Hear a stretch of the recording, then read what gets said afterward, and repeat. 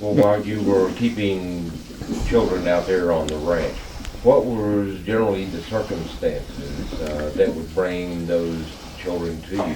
Was that through like the county? It was a the welfare department, or that's what they call them. They call them the DHS. Department of Human Yeah. Services. They just pick up kids, and they didn't have a place to put them, so they'd bring them out to me. But now most of this was girls to begin with? Yes, I kept girls until I took over the home. I didn't keep the boys, and then we got boys.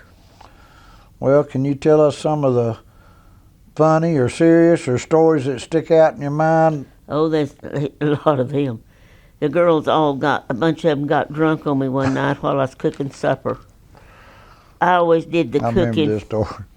And I was in the kitchen, and one girl had come in, and some boys had some Everclear in a jug. Everclear. Try it. And so they, one had come in and helped me a little bit, and then another one wouldn't, and they'd get in the car with these boys, and I guess some of the boys got drunk too. I don't remember them, but the girls, whenever I discovered, when I got supper ready, well, I had 4 or 5 drunk girls. Oh my land! What am I gonna do? And one of them was so drunk she couldn't stand up. And so, anyway, I put them all to bed. Told them I'd deal with them in the morning. Well, when morning come, they tell this on me. We had a big, long table that'd seat about 15, you know. And they said I walked around that table because you wasn't allowed to whip a kid or, anything like that. So they had a big old board there. When I moved there, it said Board of Education. And they said I walked around that table and I preached to those kids, and I'd hit my leg every once in a while. And they said every time I hit my leg, they'd all jump up because they just knew I was going to line them all up and whip them. And they make it sound worse than it really was, I think. But anyway, I had a bunch of drunk girls. And about how old were they? Well, they were 15, 14, 15, 16. They were big girls. And one of them couldn't walk hardly, I had to get behind her, and somebody said, "You want me to help you?" And I said, "No, I don't want nobody to lay their hands on her but me." And so I got her in the bed, and oh man, she was out of it. It was something else. And then one time we got started to the grocery store, and we was all in the bus or the van, and this one boy called this girl a bad name, and she said, "Mom, don't, just hold it right here." I'd started the bus, and she said, "Stop." I said, "Hold it right here." And boy, they went off that bus, and so I just turned around there in my seat, and I just killed the bus. And they was fussing as they was going out the door. And they got off the bus, and this big old boy, he was grown, big as Danny nearly. He was 15. And this girl was, well, she's a pretty good sized girl, but they making fun of her, and so he called her a bad name, and so anyway, he run at her with a stick or something, and she just stepped over and hit. When he went by, she knocked him down, and he was laying there flat on his back like this. And she just stood there, and he jumped up and went across the street and called the cops. I just sat there and waited till everything was over with, And he never did hit her no more. He never did call her a bad name. And she just really knocked him flatter and everything, He's 15 years old, and she just walloped him. She was kind of a little bit, she wasn't the brightest one we had in the bunch, you know what I mean. But she knew how to fight. And he was a screaming and a yelling. You'd thought somebody had killed him when whopped him on, and he fell flat out there on the floor. So we really had it. And the cops came, and boy, they had to, and then the caseworker came, and it's a big mess, but we got it settled anyway.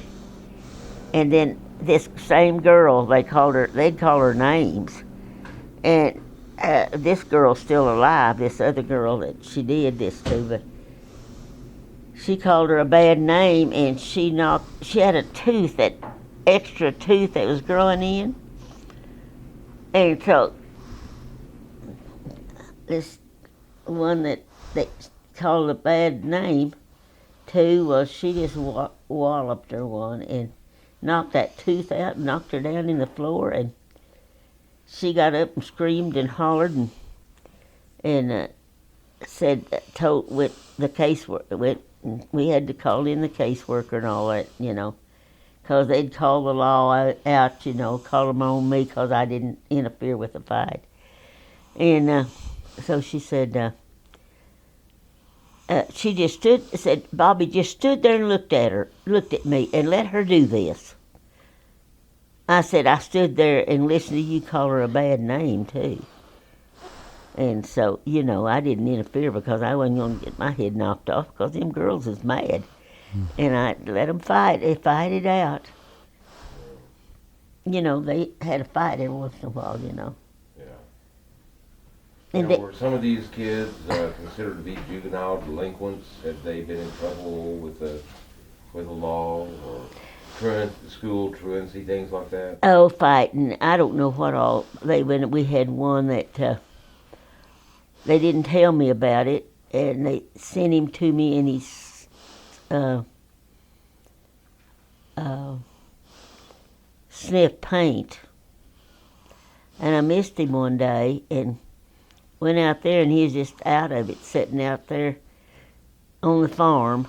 We wasn't in the children's home at this time, and he was sniffing paint, and he was out of it. He went in the shop there, where my husband kept all of his stuff, and he come find out he stole cars. Well, and then some of them, and this boy had stole a car. He didn't steal any of ours, but he stole a car, and I don't know what all he had done. And then we had a girl that was kind of mentally retarded, and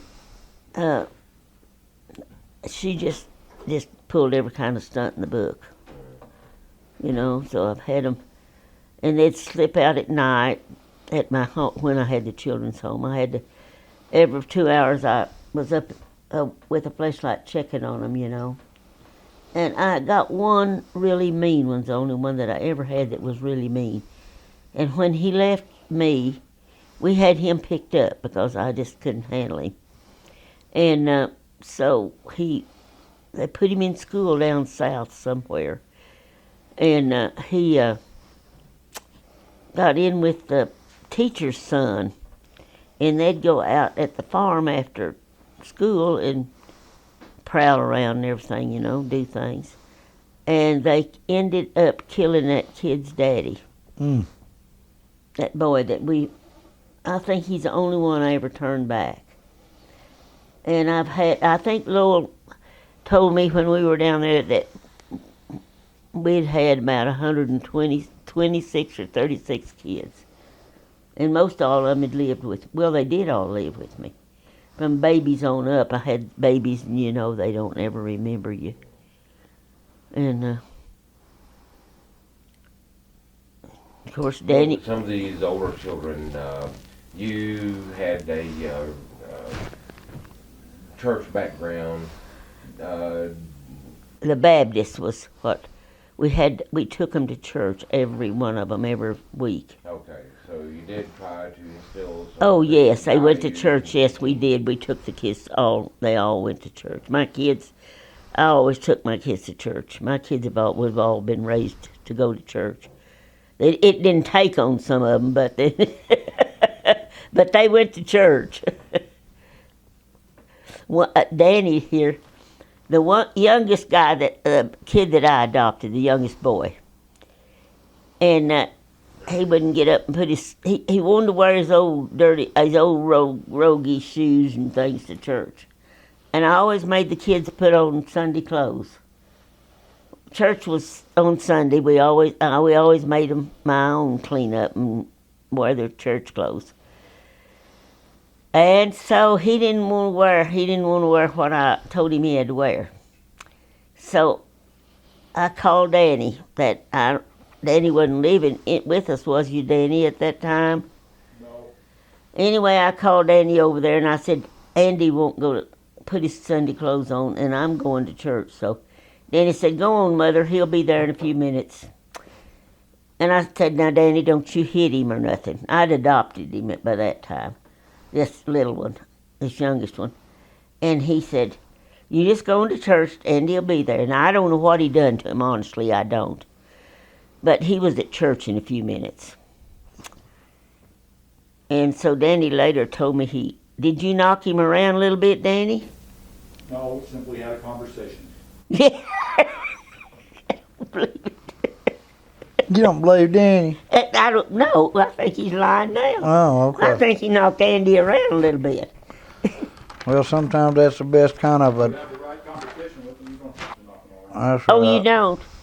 What kind of conversation did you have with him? Oh, we talked about the weather and All those good things. But Danny and Becky were raised with all these kids. They come and go. But I kept kids a long time before I got them. Mm-hmm. I adopted Danny, if you want to know his background. Sure. I adopted him out of the hospital in Dalhart. His mother left him there. And the doctor didn't know what to do with him because he was born with, one hand and this other nub. And so Dr. Frank was our doctor. And the nurse from the hospital, my husband had had a heart attack. And she come out to see us because they were our neighbors up at Parika when we lived up there. And she said, there's a little baby born up there, and Dr. Frank don't want to put him in a home, afraid he'll be picked over. And so I said, well, there's a couple in, I think, Perryton or somewhere back up in this part of the country. I can't remember exactly. That has been 50 years ago. And I said, they want a little boy. And so I called them, and they come, I think, and looked at him. And I don't know whether they turned him down or what the deal was. They didn't tell me. But anyway, nobody adopted him. And so I decided I'd go get him and keep him until they could adopt him out. She said the doctor's afraid that if he put him out in a home, he would be picked over or something. So I went and asked the doctor if he'd let me have him, and he said, sure will. And I'll furnish his milk and food, clothes until you can get him till we can adopt him out. And I went up there and got him. And, of course, by the time I got home with him, well, we'd done decided we was going to keep him. So I went back and told the doctor, and he said, well, I'll tell you what, said, give me till Sunday or Monday, and I'll see whether you can keep him or not, so. Mm-hmm. Anyway, we got him, and that's him in there. So he's been with me 50 years. And and the doctor said, well, Bobbie, there's not a thing wrong with him except he won't play football and he can't play music. He's done both of them. He played on the main string when he was in the 10th grade. He played with the big boys because he was big and mean. No, he wasn't mean, but he was big and he played. Is that right, Danny? Yeah, I played football and all this stuff all my life. And he played in the band before in junior high, on that thing he can hang his thumb over and whatever that trombone. March, right. He'd come in and he'd say, Mother, Becky ain't learning a thing in band. Said she just goes along there and acts like she's blowing the horn. She's not doing what she's supposed to do because she can't play that thing. See that? So anyway, we got Becky after we got Danny. You know, he was a year and a half old, and we wanted a little girl, so we got her out of San Antonio, Texas. And I took her sight unseen, and I started to tear her back because she's so ugly. All you could see was just a big old head of hair. And so, anyway, by the time I got her home, I liked her pretty In good. love with her. Yeah, and she had pneumonia, and we thought she was going to die. She was real sick when we got home with her, and we put her in the hospital, and doctor said, I don't know, she's so little, I don't know whether I can save her or not. And I stayed up at the hospital with her, I think 3 days and nights. And then she got better. And Did they ever diagnose what was wrong with her? huh? Did Had they pneumonia? ever diagnose Oh what yeah, was she had wrong? pneumonia. Oh, okay. She was with a woman, and I don't think she'd ever even had a bath. I had to clean her up, and she was 2 weeks old. Mm. Oh, I worked on her and cleaned her up. They just put her out in, I don't know where she's at. There's a woman that's brought her in, and to where we were at, we had a place that we was supposed to meet. And so when we got there, well, they was expecting us, and they brought her in, and I took her clothes and give them to her, and I put the ones I had brought and put on her, and took her back to the motel, and the next morning I got up and went to cleaning her up, and you know, she just hadn't had a bath or nothing. She hadn't been cleaned up very good or anything. It was kind of bad. And then I said she wouldn't have made it if we hadn't have took her, because she had pneumonia when we got her. Mm-hmm. I didn't know she was sick. She was so little and frail. And then our other kids were grown, and my son was in college. Laura was in college when we got this kid. And we thought we were real old. I was 40-something, and his daddy was 50-something, and we thought we was about ready for the grave then. People said, you think you're going to live to raise those kids? The family thought we was crazy. They still think you're crazy. Well, the thing about it is I know it, and they don't. They know. They know. But, and then I adopted a boy when he was 8 years old, Andy. And Andy, when he was 12, well, I adopted him, and then my husband died. Well, I didn't get the adoptions plumb through, but before he died, I finished It's him in up. the works. It was in the works when his, And I would have had a dozen. I'd adopted a dozen if I'd had a big enough house and the money to have done it with, you know, but. Huh? He said he's glad I didn't. That's exactly what I said. But What did all those kids call you? Mama. You were taking Most of care them call me Bobbie or Mama. The older ones, some of them call me Bobbie, but most of them call me Mama. And the ones in the children's home there? Yeah, And we've had little ones.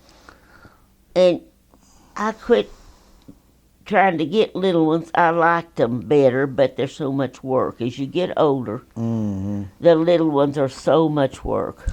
Well, how many did you have at one time, Bobbie? Danny, Was the most that you had? about how many did we have in the children's home up there, honey? 8? 10? 8 or 10. About 8 or 10 at different times. I don't know. Teenagers, mind you. Oh, And then we did get some little boys. That was about, Most of them are teenage girls. most of them was teenage girls. Yeah, most of them was girls. And a lot of mine come from Hereford. Oh, brother. Now, there were other adults that were working there at the children's home. Just as me well. and my husband, no. Oh, really? No, we took care of them ourselves. So actually lived there? They lived there. Well, no, you did. I lived with them, slept, eating. That's the reason I couldn't sleep for years afterwards, because I was up and down. And one night I went in there, and all them girls that took off, and I didn't keep the doors locked. I said, I want you kids to know that there's no locks on these doors. You can leave any time you want to. And some of them did. But they were brought back. And I said, you got to leave. Well, you suffer the consequences. I don't. And we didn't whip one of them. I never hit one of them or nothing like that. The kids fought, and the girls was pretty bad to call each other names, get mad. And especially I had some that wasn't too bright.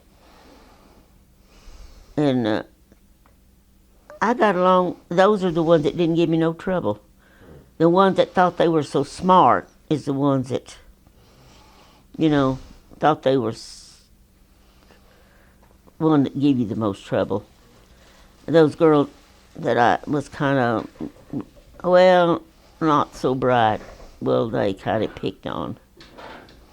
And we got one boy that, he was come along at the last, and I had him about 4 or 5 years. And I don't mean he come along at the last. I had him a long time, but he left. He was still there when I began to get rid of him, And his name was Brian, and they thought he was real dumb, and he wasn't the brightest one I had, but he never did give me no trouble much. And so I talked to him later years. I think I talked to him about a year ago or a year and a half ago, and he said, Mom, I have got my master's. No, yeah, yeah, he's got his master's. He'd been married to the same woman for 20 years. And I said, well, he sure done a lot better than some of them that thought they was so smart, Now imagine once they turned 18, they hit the age. That's how come me to get Andy. Yeah, they take them out of the system. Yeah. When they graduate from high school, mostly 16, 17. And that's how come I'm got Andy, because they was going to put him back through the system, and I didn't want them to. Now, were they given some opportunities by people in the community to have part-time jobs or learn something? No, they didn't. No, not mine. They didn't go that route. I think they would have been better off if they had them. Well, now, Danny, they did work at Hardee's, didn't they? What are you talking about? They did have the opportunity to go to work. That's correct. They worked in the community. Quite a few of them did. They went to work for restaurants and supermarkets and, just kids. Yeah, Andy's first Both trouble. of them are actually really good kids. They were just bad situations. They're a product of the environment that was. Bad family lives, divorced parents. I got one woman, one girl that was 13 or 14, and two little kids. One of them was about a year and a half, and one of them was 3. And they found them in a car. They was living, Mama and her boyfriend and these 3 kids was living in a car. And I got that girl, her name was Ruby. And this girl was, and she didn't want me taking care of those kids.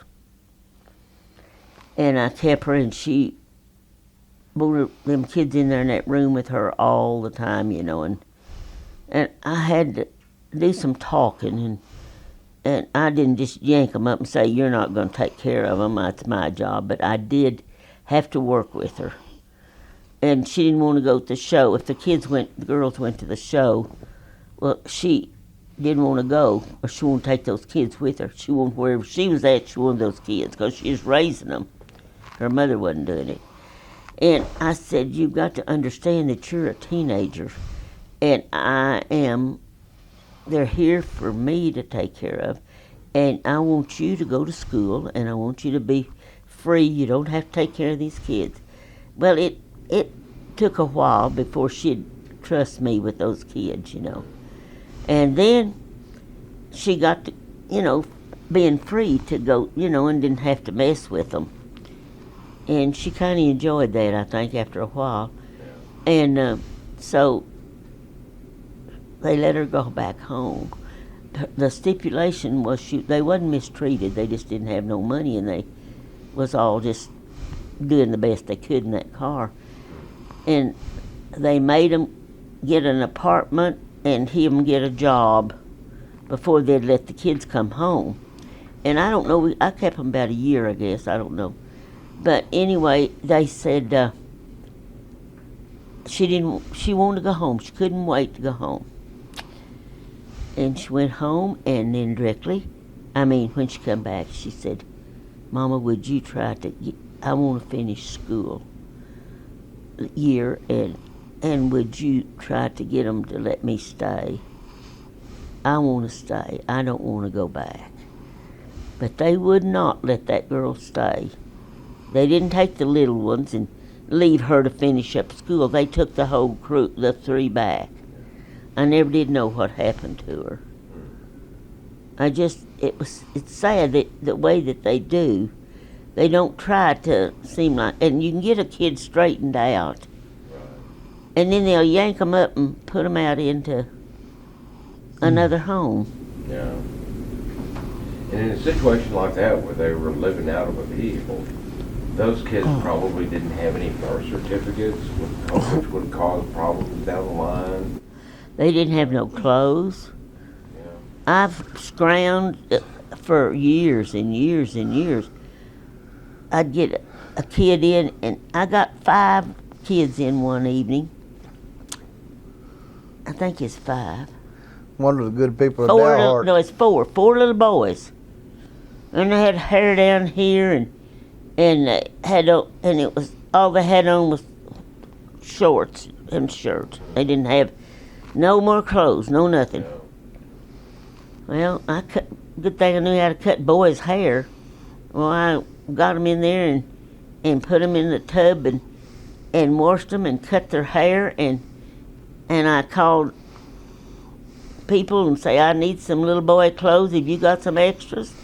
It didn't bother me a bit to beg for those kids.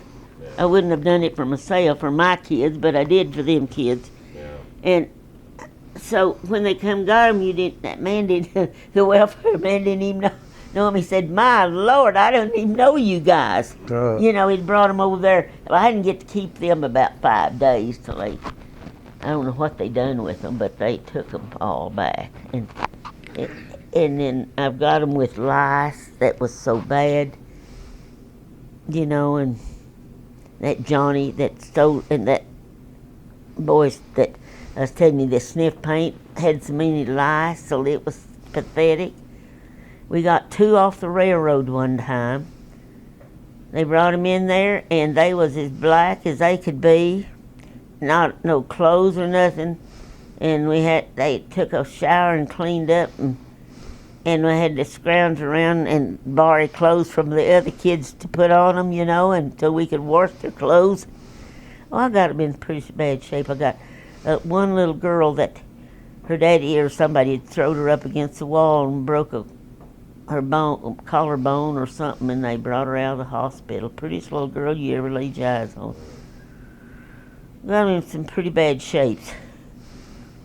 And some that, the kids was more, the ones I got had been mistreated, or to that point they hadn't been beaten so much, I don't think, as just the environmental deal. Of course, they screen them too before they put them in the home sometimes. Sometimes they don't.